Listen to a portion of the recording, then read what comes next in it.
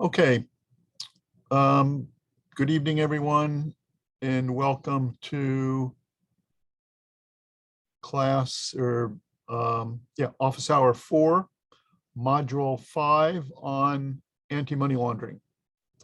So first, are there any questions about anything so far? Okay, I want to, if there's not, I'm going to try to share my screen. Okay, can you all see my screen? Can anybody see my screen? Hello? Yes. Okay, great. Yes. All right, so we want to talk tonight about anti-money laundering regulations.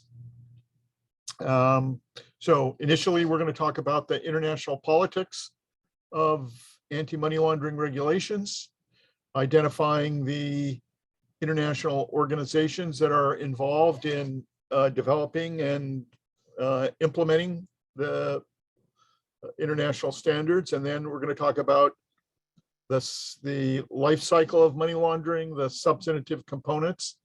And then we're going to talk about prevention programs and also talk a little bit about the new Anti-Money Laundering Act of 2020. And already, in addition to the lecture video, you've got about a 30-minute video called Polar Cap. I got that from the Drug Enforcement Agency, probably sometime in the 90s. It's a little bit dated, but it gives you a good example of the problems that criminals have with so much cash, and the big problem of how to integrate it. And there's a couple of other videos on typologies of money laundering. So anybody have any comments on those videos if you watched them?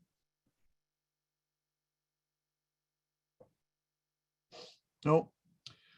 Okay, well, in terms of the international politics, I look at it as both the organizations that have kind of a universal scope. In other words, they're very international. And then I look at the regional ones. So the UN is important because under the United Nations, we have all the many conventions, starting with the 1988 Vienna Convention on trafficking in narcotic and psychotropic substances. Then you have the Palermo Convention against transnational organized crime, the UN Anti-Corruption Convention, which we discussed the last office hour, and the 1999 International Convention for the Suppression of Financing of Terrorism. So all of these conventions have common provisions requiring countries to criminalize money laundering and to forfeit the proceeds and the instrumentalities of the crime, and to do both administrative and civil forfeiture, and to do value forfeiture, etc. And also the UNODC, the United Nations Office on Drugs and Crime, gives technical assistance to countries. You also have the Financial Action Task Force, which I'm not sure if it's an international organization yet. When the U.S. was in charge a couple of years ago, the U.S., because the presidency of the FATF rotates. When the U.S. was last had the presidency, the U.S. said it recommended that FATF become an international organization. So So in 1990, the FATF issued the 40 recommendations. And then they issued in 2001, after 9/11, at the behest of the US, they issued special counterterrorism financial standards. And then in 2004 and 2012, they updated the recommendations and consolidated them back into 40, so that there's no special counterterrorism financing standards that stand alone. Now, unlike the UN treaties, which are supposed to be binding laws, the FATF standards are what's called soft law. So countries don't have to, there's not a hard law obligation, but what FATF does is every 4 or 5 years, it does an evaluation, and it issues about a 200-page, sometimes 250-page report on each of the 40 recommendations, and it gives you a compliant, partially compliant, or non-compliant rating. And if you get too many non-compliant and partially compliant scores, then you can go on either the blacklist or the gray list. In June of 2020, the FATF first issued what's called the non-compliant country and territory blacklist. And what happens if you go on one of those black or gray lists? Can anybody tell me? There's a provision in the standards that says countries and financial institutions must pay enhanced due diligence to transactions that come from a country that falls below the standards. So essentially, if you get on a black or a gray list, your economy goes down. People start, banks in the metropole, like the US and the EU, they start canceling their correspondent bank relationships or limiting them. And so it is not good to be on the blacklist. There's also a gatekeeper component. Gatekeeper means designated non-financial businesses and professions. So the gatekeepers are, for instance, the lawyers, the accountants, the auditors, the auctioneers, the jewelers. They're supposed to apply most of the due diligence. They're supposed to know their customer.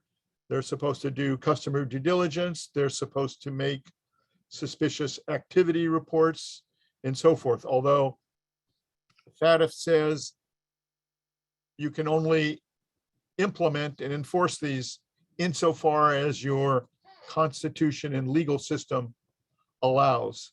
So for instance, some countries like Canada and the United States have said, we can't force our professionals, our lawyers, to do a lot of these things. We can't force them to do customer due diligence. We can't force them to make suspicious activity reports.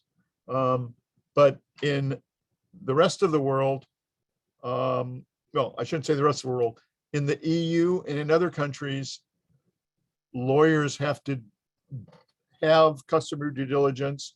They have to report suspicious activities, and they, the bar in Belgium and France challenged those requirements, and the European Court of Justice said, too bad, you the attorney-client privilege only pertains when you're engaging in things like litigation.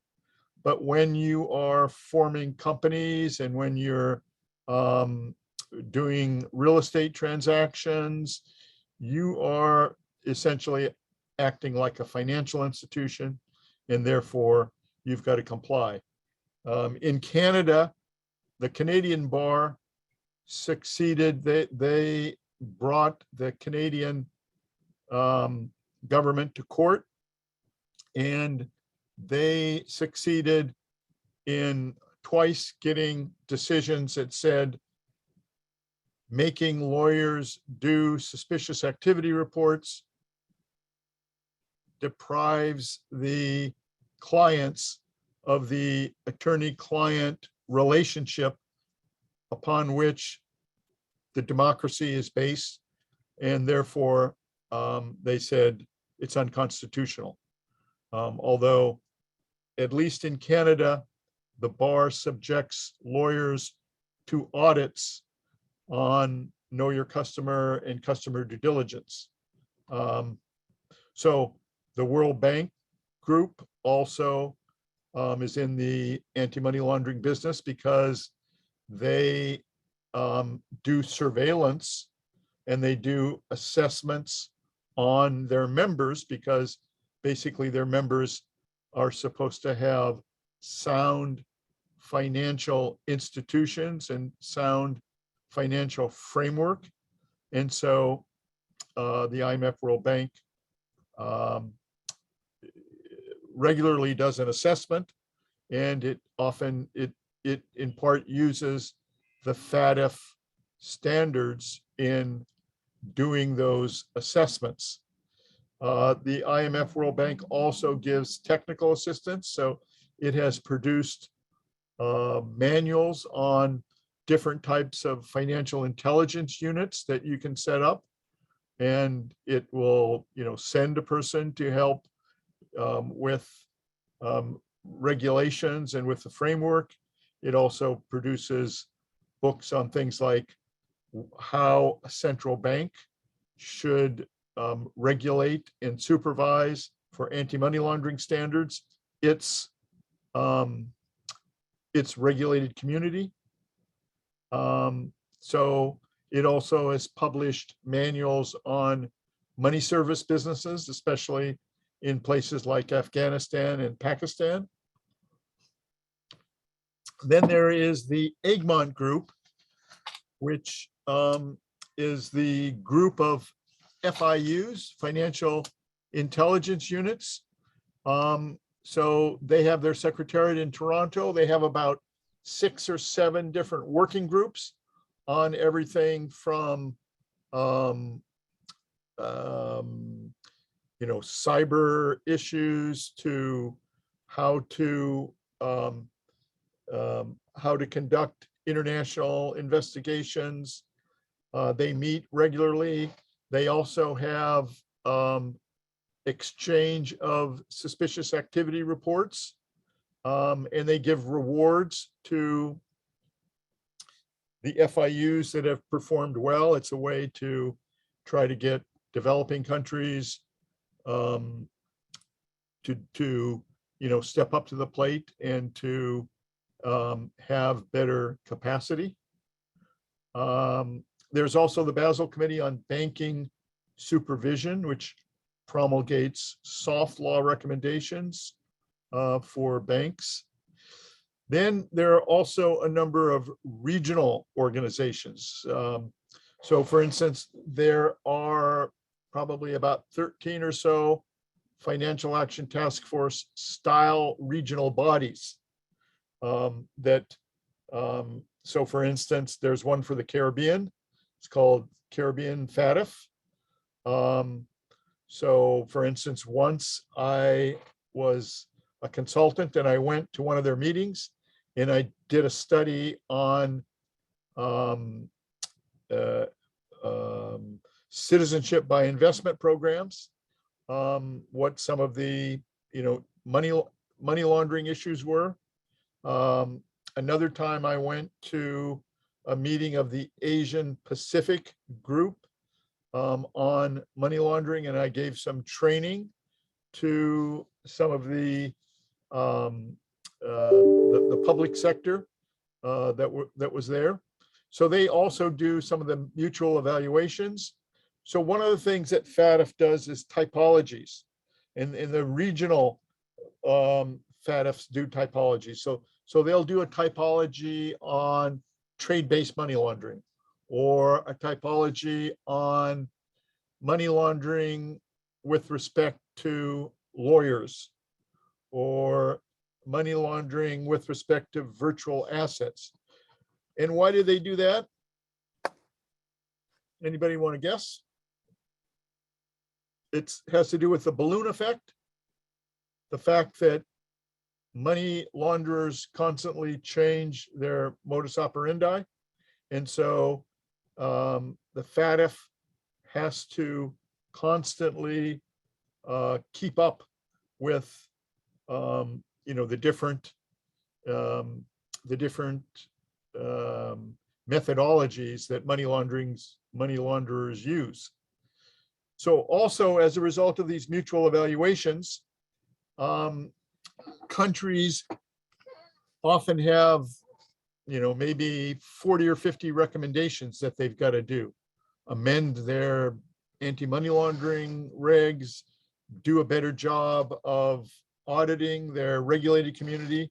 And so, for instance, I went for a couple of years as a Inter-American Development Bank consultant to the Jamaica Financial Services Commission, and helped them redraft their regs and redo their audits. And then I did some training. The European Union is undoubtedly the most important regional body because of the number of countries there are, and because they have an external policy. So they're also, the EU is a member of everything from the UN to FATF, and so they're very influential. They've been doing a series of anti-money laundering directives. So for instance, their last directives requires each country to maintain a central registry of beneficial ownership information on both companies and trusts, and they got to make those registries available to the public. And the registries are linked so that they can easily cooperate with one another. The Council of Europe is another regional organization. It has a convention on laundering, search, seizure, and confiscation of proceeds from crime. The US participated in the initial one, but at the last minute decided not to sign it because the US said, we're going to have to change our laws. And even though the US demands other countries to change their laws, the US didn't want to change any of its laws in order to join the convention. I think it was short-sighted, but people disagree. That convention was revised in 2005 and came into force 2008. I think there's over probably 35, 40 participants. The Organization of American States has model regulations on laundering of offenses, especially connected to illicit drug trafficking, and also anti-corruption. And the OAS also has its own anti-corruption and terrorist conventions. We mentioned the text mentions, and we mentioned in the last office hour the Inter-American Convention against Corruption, for instance. So what about the fairness of these lists and processes? There's been a lot of criticism, especially by developing countries, that because the FATF only has about 30 members and none of the developing countries are members, they don't have a seat at the table. And so, they complain. I've gone to a hearing of the FATF with respect to the 2012 regulations, and I criticized them. I said, look, you guys are unelected. You're basically financial regulators and law enforcement people that have been seconded by your member governments. You make up what you think the problems are. You then make up what the solutions are. You give the governments that aren't members and you give the private sector one chance to comment. You're going to have one hearing, and then you're going to go behind closed doors with no transcript of who said what happened. And then you're basically going to rubber stamp your standards. So, I said that that has governance and transparency problems. But nevertheless, that's the way they do it. I've also said the FATF is doing anti-money laundering on the cheap.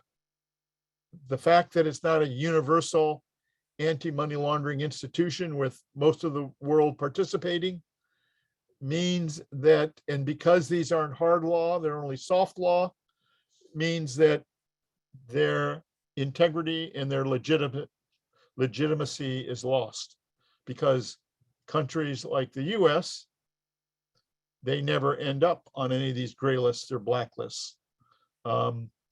So there are issues about, the architecture and the transparency and governance of FATF. So what about the substantive components of anti-money laundering law and the life cycle of money laundering? I mean, I think many of you are in the compliance business, and a lot of you know there are 3 stages. Placement, when you've got a ton of money and you're trying to get it into the legitimate financial system. You've got to do so in a way that you won't get caught, because all the banks and financial institutions are supposed to know their client, have customer due diligence, and they're supposed to make suspicious activity reports. And they're also supposed to report any deposits of more than 10,000. And they also have their own software to detect when people are smurfing. That is, when people are depositing just under 10,000 and doing it in multiple banks. So there's placement. Then there's layering, where criminals are trying to develop different layers in order to prevent people from knowing about the laundering. So they do that. How do they do that? Anybody want to speak on that? Shell companies and things like this, and moving the money around. Exactly. Shell companies, trusts, or even as we discussed with in the tax module, the 2 individuals, Brockman and Smith, using the Texas law firm, created tiers of companies and trusts in secrecy jurisdictions, and then using bank accounts in other secrecy jurisdictions to conceal who the true beneficial owners were. And then, of course, finally, integration. So integration means that you can use the money for whatever you want. So for instance, Joseph Kennedy used to run liquor in the 20s when it was prohibited, but he was able to integrate his illegal proceeds from running booze, so that he was able to invest it in shopping centers in Chicago and other places. And, lo and behold, 40 years later, he was able to use it to finance his son's run for the presidency, and it was successful.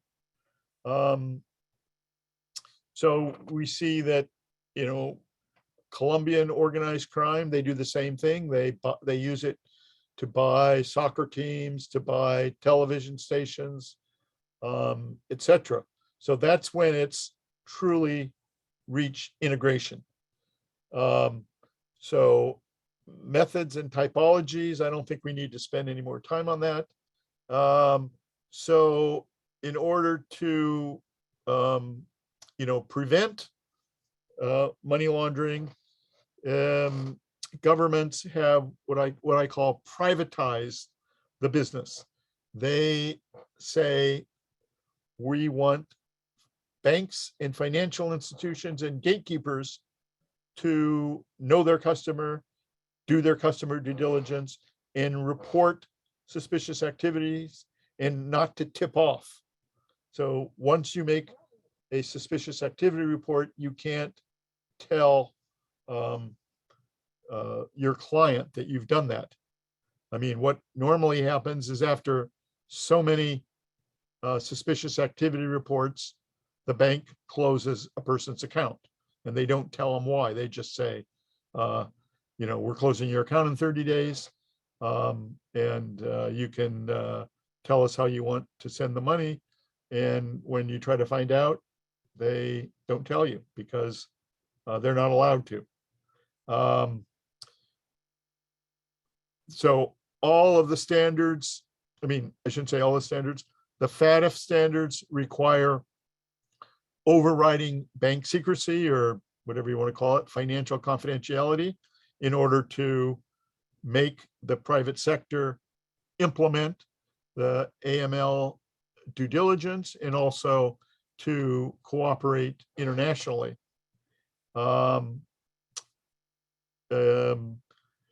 So there's special customer due diligence with respect to PEPs, politically exposed persons. And that's implemented differently in different countries. The US only says a PEP includes a foreign politically exposed person, not a domestic one. However, notwithstanding that, as you may recall, the former governor of New York was using a very expensive prostitute right across the street from my office, the Mayflower, and his payments to the agency for which she worked was made to a Curacao bank and triggered an SAR. And when the US law enforcement saw that it was the governor of New York, lo and behold, it led to investigation. It led to his resignation. Which governor was that? You guys remember? It was right before, he was the leading Democratic candidate for the presidency in the year that Obama first won. I'm blanking on his name, but that's an example of how the enhanced due diligence for PEPs comes into play. There's special due diligence for correspondent accounts, and that's why, as I mentioned, getting on the black or the gray list often results in limiting or closing a bank's correspondent accounts. So there's all kinds of identification and reporting required. So there's IRS Form 8300, which anybody receiving cash, whether you're a car dealer, a lawyer, a jeweler, an auctioneer, if you receive more than 10,000 in cash, you have to report it. Now, what about the attorney-client privilege? Shouldn't that prevent the lawyers from having to do that? What do you guys think? Well, I've been discussing that a lot lately because I've been engaging in discussions with the American Bar about these Corporate Transparency Act, beneficial ownership regulations that they're fighting. And I tell them, look, this has been litigated. One of the best criminal defense lawyers in the country, Gerald Lefcourt, used to be the head of the National Association of Criminal Defense Lawyers, fought that and he lost. There's also FinCEN 105, Report of International Transportation of Currency. That's, when you come into the United States, you have to fill out one of those forms. And when you leave the United States, you have to fill out the form. I've had clients that have been carrying money for other people into the Middle East. And they're approached in the terminal. Sir, do you have anything to report? They say no. Well, do you mind if I search you? And when they find they have more than 10,000, it's confiscated. They can apply to get part of it remitted, but even when they show it's legitimate, it's not illegal proceeds, they still only get part of it back. There's also the FinCEN 114 forms, also known as the foreign bank account reports that people have to file. So there's a whole series of reports around money laundering, and it also intersects with taxation. And then there are, in the FATF standards, there's a requirement that every country has to establish a financial intelligence unit. Every country has to criminalize money laundering from all serious offenses, which is defined usually as a felony or usually any crime punishable by imprisonment for 1 year or more. Then there are the terrorist financing requirements. And also now there are nuclear proliferation financing requirements. So, and these are very difficult for developing countries. The terrorist financing and the nuclear proliferation financing were put in FATF at the behest of the US, first after 2001, after the 9/11, and then the US has been pressuring North Korea and Iran on nuclear proliferation financing. A big aspect of FATF is entity transparency and beneficial ownership. So, and that's an area where in 2006 and 2016, FATF found the US non-compliant. So asset forfeiture, as we mentioned, is a major part of substantive anti-money laundering that arises from all these conventions. It's also mentioned in the FATF standards, and in the World Bank, UNODC and the World Bank have something called STAR, the Stolen Asset Recovery Group, that provides technical assistance to developing countries on going after stolen assets. There's also the Vienna Drug Convention, Article 5 provides for asset forfeiture. So, and what about the fairness of asset forfeiture? There's been a lot of discussion in the United States because asset forfeiture mainly is used for law enforcement. So law enforcement uses it to go to conferences. They use it for all kinds of things. So often when Congress and state legislatures get to the budget of law enforcement, they say, well, they don't need 100% because we know that they get, X% of their budget on average from asset forfeiture. So that, of course, gives law enforcement a, kind of a reason to, stop a car and to forfeit what, may be questionably instrumentality or proceeds of crime, because they're going to keep it. And a lot of times, the person in the vehicle either doesn't have the money or doesn't have the will to go to court to complain and challenge the forfeiture. More recently in the US, there's been the Anti-Money Laundering Act of 2020, which we'll get to in a minute.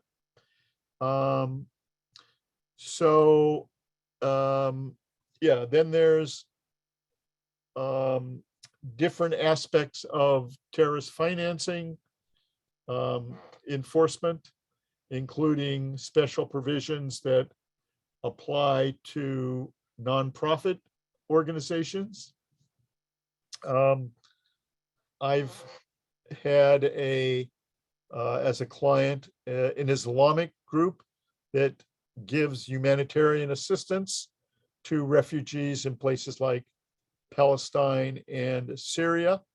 And because their name is confused with another NGO's name, which is very similar, sometimes they have trouble sending money, even though, they do really great work. I mean, they basically finance tents and jackets, clothing for refugees that, basically have nothing. But countries are supposed to freeze and confiscate terrorist assets. And now we're seeing that some of these provisions are starting to be used for domestic terrorism, such as in the United States. So let's talk a little bit about the Anti-Money Laundering Act of 2020, which was signed basically, I think it was on December 30th, 2020. So it was really just last year. It extends the Bank Secrecy Act to include national security. It formalizes the risk-based approach to compliance programs. It greatly expands the powers and functions and duties of FinCEN, FinCEN being the Financial Crime Enforcement Network, which is part of Treasury. It increases civil and criminal penalties, calls for all kinds of multiple studies on different areas, which we'll mention in a minute, creates for the first time beneficial ownership information reporting regime. So it also requires the evaluation of financial crime risk in the financial system to protect the US financial system from criminal abuse. It also safeguard national security. Before, the Bank Secrecy Act didn't have specifically the purpose to safeguard national security. It also has the goal of establishing appropriate frameworks for information sharing among financial institutions, regulators, law enforcement, and industry groups. So as we know, 314, I think it's 314B of the USA Patriot Act already allows financial institutions to share among themselves if they have in place confidentiality provisions. So they do that sometimes when you have a new client and you see that he was just with the bank around the corner. You can inquire about that, the former customer of that bank, or if you have a application for a compliance officer And that compliance officer just worked for the bank around the corner. You can also make inquiries under 314B. So that's 314B of the USA Patriot Act. So the Anti-Money Laundering Act of 2020 requires the US government now to set AML CFT priorities within 180 days and to renew those priorities every 4 years. Again, it's because money laundering has the balloon effect. Launderers constantly change their modus operandi, and also national security priorities will vary according to the latest new terrorist group or the latest country which the US thinks is posing a problem.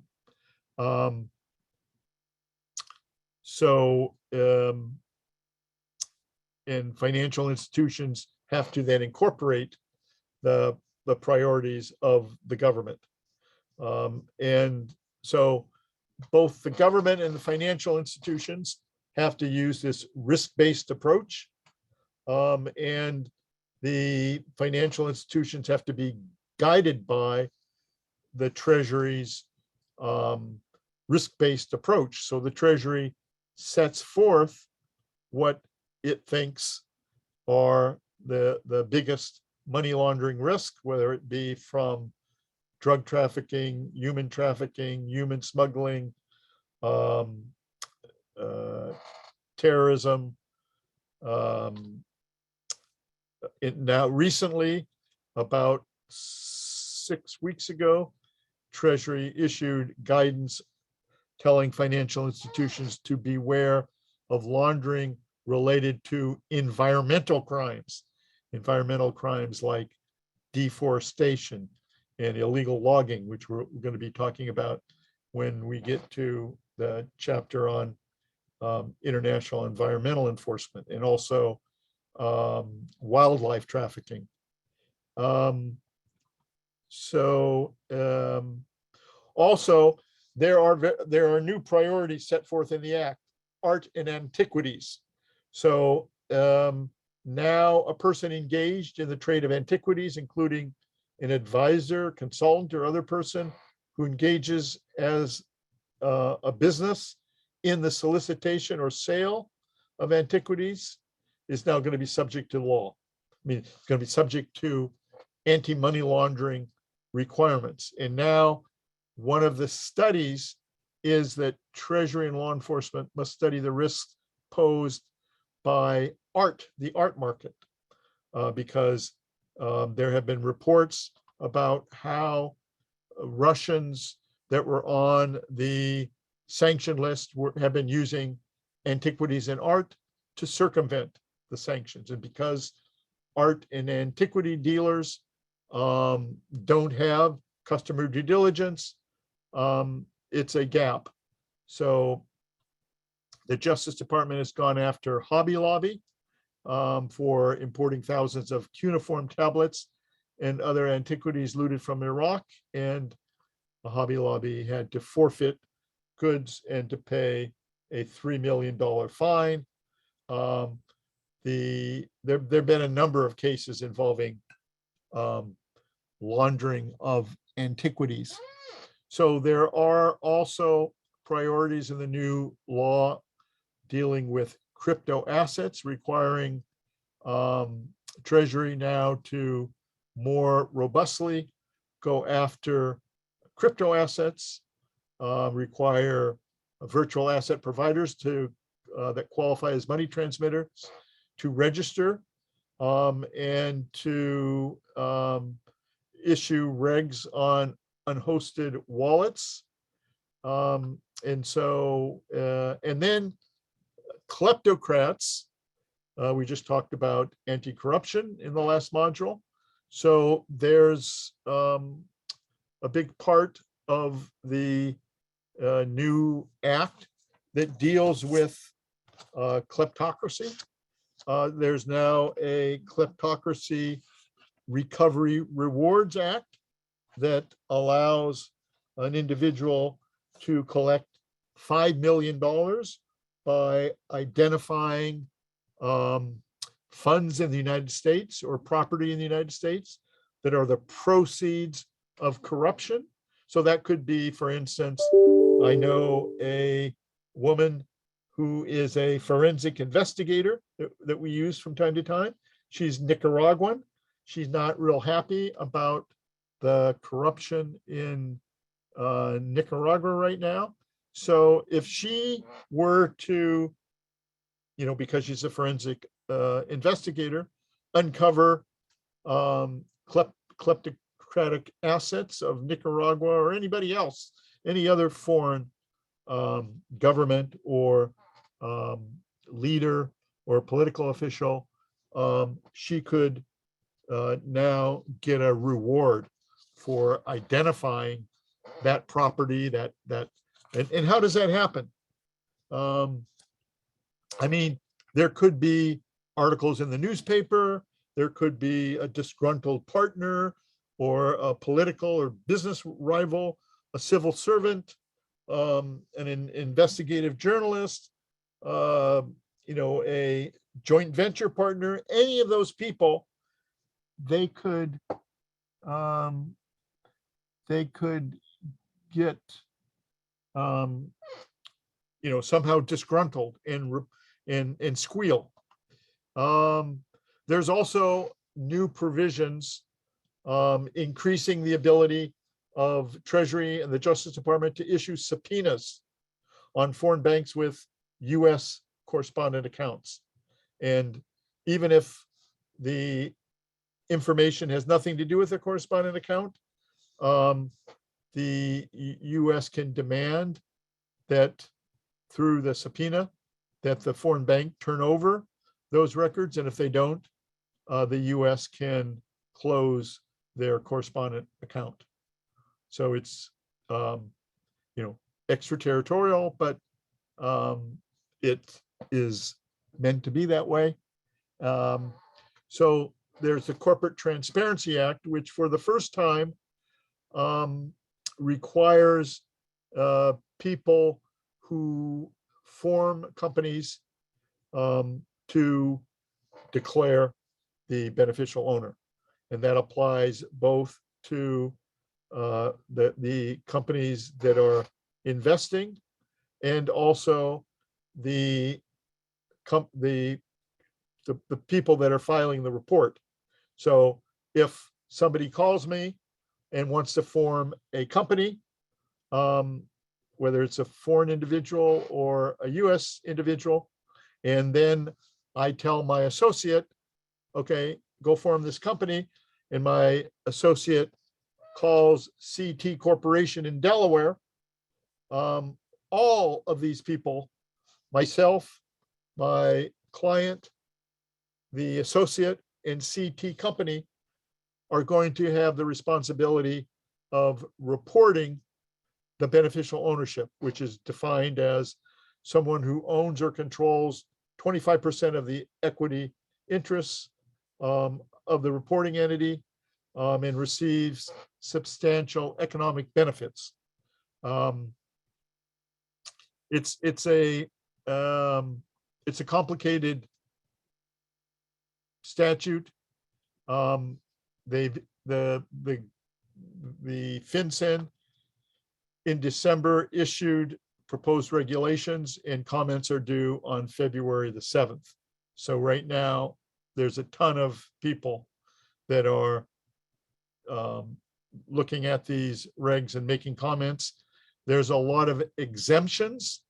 So basically, any big company, such as a company with a US president that has 20 full-time employees and 5 million in gross receipts, they're exempt. Insurance companies, accounting firms, tax exempt organizations, banks, publicly traded companies, they're all exempt.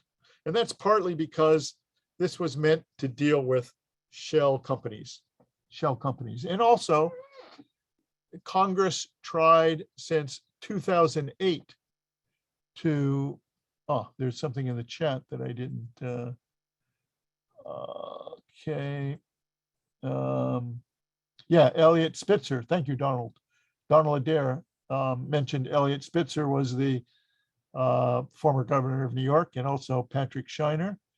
Amy Cook, any direct fee type of relationship between the regulated and regulators. Asset forfeiture is both perception and ethical issue. Asset forfeiture funds, such as those provided to the National Guard working in support of an asset forfeiture for drug operations, is unappropriated and high risk for fraud. Okay, yep, thank you for those comments. Yeah, so there's, so Congress tried since 2008 to pass legislation. First, it was gonna make the states responsible, but eventually in 2018, the state said, look, we don't want to police this beneficial ownership. We don't really have the capability. And so Congress then said, okay, we'll give it to FinCEN. So essentially, anybody that has to register with the Secretary of State, like limited liability companies and corporations and limited liability partnerships, they have to do the beneficial ownership, but not sole proprietorships or partnerships or unincorporated associations or foreign entities not registered to do business. Now, who's going to have access to this information? Unlike the EU, it's not going to be public. It's not going to be subject to automatic exchange of information. It's only available to federal government agencies that deal with law enforcement, national security, intelligence, and applicable financial regulatory missions, as well as state, local, and tribal enforcement agencies with an appropriate court order, and non-US law enforcement agencies under an international treaty or pursuant to, for instance, the letters rogatory statute, which will, that's 28 USC 1782. We'll talk about that in the module on international evidence gathering. They're going to redo customer due diligence rule, but both the access to information and the customer due diligence rule, that's going to be done later on. Right now, they've just published the regulations, the proposed regulations dealing with beneficial ownership. So you see the owners must provide full legal name, date of birth, home and business address. You can, if you want, apply for a FinCEN unique identifying number.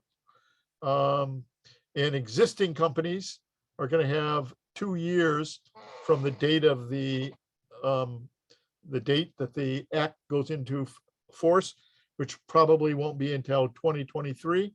So that they won't have until 2025 to report it. Changes in beneficial ownership information, they now must be reported. I think it's in the regs. I think it's like, it's either 14 or 30 days. And you know, a lot of people are complaining about that and are going to make comments on that because they think it's too short. There are both civil penalties for willful failure to provide the required information, $500 per day, and civil monetary penalties, and a criminal penalty of $10,000 fine or imprisonment of no more than 2 years. There's a safe harbor if a person acts in good faith and corrects inaccurate information within 90 days of the inaccurate report. And the people that are dealing with this, you know, the lawyer, his associate, the client, they're all complaining because they say, how am I going to know if the information that my client, who maybe got it from, his partner, how do I know that that information is maybe inaccurate? Or how am I going to know if my client merged with somebody? Because normally right now, to set up a company, a lawyer charges some very minimal fee and does very little. But now lawyers are going to have to put in their agreements to form a company all kinds of stuff, because the lawyer is going to be liable when changes occur to inform FinCEN of the changes, or the lawyer is going to be liable. So, and all the other people involved are going to be liable. So law firms are very worried about the potential liability. Yeah, there's still some potential loopholes for foreign entities that don't register to do business. They can still, buy high-end residence and still not have to report. So let me pause here. And it also doesn't cover, it only covers statutory trusts. So there's a lot of, most trusts are not registered in the United States and in common law countries. So those won't be covered, unlike, again, the EU. So any comments or questions on anything that we've discussed so far? We have like a few minutes left. I've gone through a lot, and a lot of you are, I know a lot of you are compliance officers for financial institutions and even banks. So it would be interesting to hear any of your thoughts or comments or questions even. None? What about the Pandora Papers? Anybody heard about that? October 3rd, the International Consortium of Investigative Journalists released, they obtained 11.9 million confidential files, and they put out a huge number of reports talking about 336 high-level politicians and public officials, including heads of states, cabinet ministers, ambassadors, and others who were using secrecy jurisdictions to, in some cases, launder money. Picasso. Oh no, Picasso. So what about Picasso? That's a, you're talking about Picasso paintings or Picasso currency dealer? Oh yeah, paintings. Okay. So also the report identified that a lot of people were moving their money in the last few years from places like the Bahamas to better secrecy places like South Dakota and Wyoming. And so as a result, on October 6th, a bipartisan group of US legislators introduced a bill called the Establishing New Authorities for Business Laundering and Enabling Risks to Security, called the Enablers Act, that would require trust companies, lawyers, art dealers, and other intermediaries to investigate foreign clients who are moving money and assets into the US. So this is a, and also as a result of the Pandora Papers, there have been a number of new investigations of, for instance, the Czech president or prime minister, who was about 2 weeks later, he was participating in a national election. He lost, mainly because of, well, I shouldn't say mainly, partly because of the Pandora Papers. So, so with that, we are out of time unless there's any someone wants to make a comment or ask a question. If not, I hope the rest of you have a good rest of the week. And thank you very much for your cooperation and attention. Thank you. Thank you. Thank you. Welcome. Thank you. Have a good evening. You do the same. Okay, pause, stop recording.